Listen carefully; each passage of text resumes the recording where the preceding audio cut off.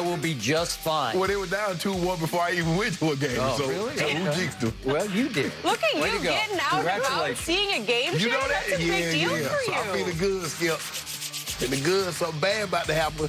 Something bad about to happen? Oh, okay. Interesting. Guys, we got a lot to talk about today, including more of the drama surrounding Ben Simmons. After throwing Simmons out of practice Tuesday, Doc Rivers admitted that the drama took away the fun of opening day, but the Sixers apparently had a team dinner in New Orleans that cut some of the tension surrounding the team. And Philly responded well, blowing out the Pelicans 117-97 last night. So, Shannon, will Simmons ever play for the Sixers again? I don't believe he will, Skip. But the better question is, Skip, is that what are you holding on to him for? I think he's voiced his opinion to you. He's told Doc to his face. He's told upper management to their face that he wants to be out of Philly. And it does not matter where you trade him. I just no longer wants to play here. But, Skip, can I ask you a question? There's a saying said the elephant in the room. Well, how do we get the elephant out of the room if the elephant isn't in the room to get addressed?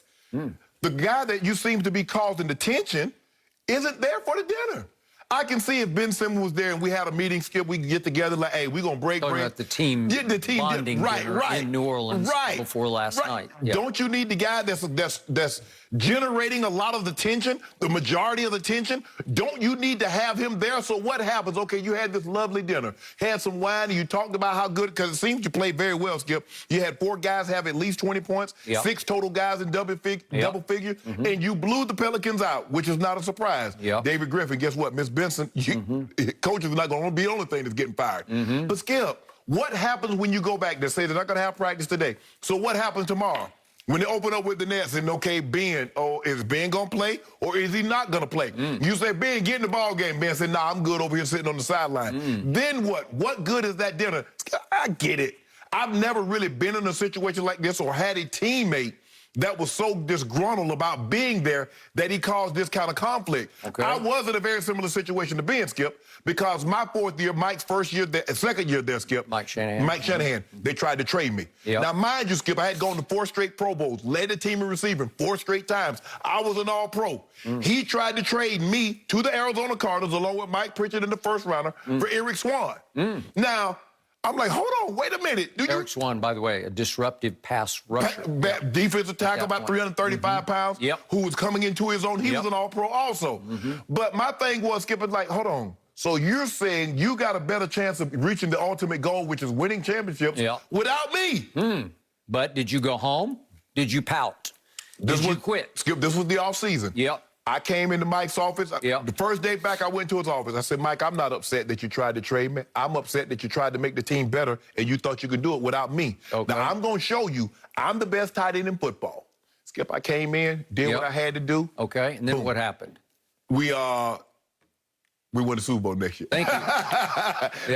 But Skip, were you traded? No. But Skip, remember how I told you, Skip? I would not have handled it like Ben. See, I'm dealing from first-hand experience, and everybody, you don't know what you would do in that situation. But I've been in says that? Twitter? Yeah, but Skip, you know how people live. And a lot of times what I try to do is like when I analyze a situation, Skip, a lot of times I've been in similar situations, or I've been close to situations that appear to be just like what's going on now. So I feel like I'm speaking from a position of knowledge. I don't like the way Ben has handled it. Skip, I believe that he should have been professional. Show up, be in shape, go through it, and just make it better. Again, make it clear to Doc and Daryl Morey. Skip, Daryl Morey skating on this. We blame it Doc, but it's Daryl Morey that tried to get the trade, that tried to trade James Harden, that I believe started the ball in motion. But he's skating right now. But probably get to him down the road some point. But Skip, for me, I just don't understand. At some point in time, you're gonna have to move on from this situation because I don't see it getting any better. How does it get any better? And I've been reading it says Ben is mentally checked out. It's saying that he feels he needs to go somewhere else where he feels he can make mistakes and not have people critical of him within the organization. So that tells me Ben ain't got nothing else to do with you guys, Philly. Philly, just go ahead and move him before it gets even worse. And then, I don't see it getting better. I see it getting worse if they don't hurry up and get this man out of town. Okay, so what happened last night in New Orleans was before this game, they had a team bonding dinner. Right. And the reason you said, well, the elephant wasn't in the room at the dinner. Right. Well, that's why they had the dinner, because it was a celebration that he wasn't there. Because they embraced, and your man Joel Embiid, my man Joel Embiid, was outspoken about it. It was just so good to get out and kind of talk about everything except basketball. Right. Because, as Doc pointed out after the game, the players are getting a little sick and tired of being asked about Ben Simmons. Yes. What do you always say? That's the biggest problem, Right. is that the rest of the team is left to night after night, no matter what happened out on the floor. What about Ben? Yeah. What about Ben? What about Ben? Yep. And after a while, it's hell with Ben. You know, like, I don't want to even talk about him anymore, Right. because we didn't do it. He's doing it. Right. Although you can suggest that, you know, that Embiid started it also by throwing him under the bus after the game. But, Right. but really, Ben did it to himself. Right. He was the one who shot himself in the foot, because he was the one who passed up a dunk that could have put them a point ahead, right? Okay, in Game 7 against Atlanta. Right, correct. All right, so what did they do? They went out against New Orleans, and albeit a New Orleans with no Zion, and you can say they have their own dysfunction going on, Yeah. but still, I thought Joel Embiid, what did you say at the end of the show yesterday? You predicted he'd go 35 and 13, that he would, or 35 and 15, right? Yes. And that he would make some kind of a statement. Right. Well, he did. It just happened early in the game. And if we could just quickly see, because I was watching this game, that Embiid just came out and just said, watch this. This is the first 9 minutes of the game. He does that. That's pretty good for a 7-footer.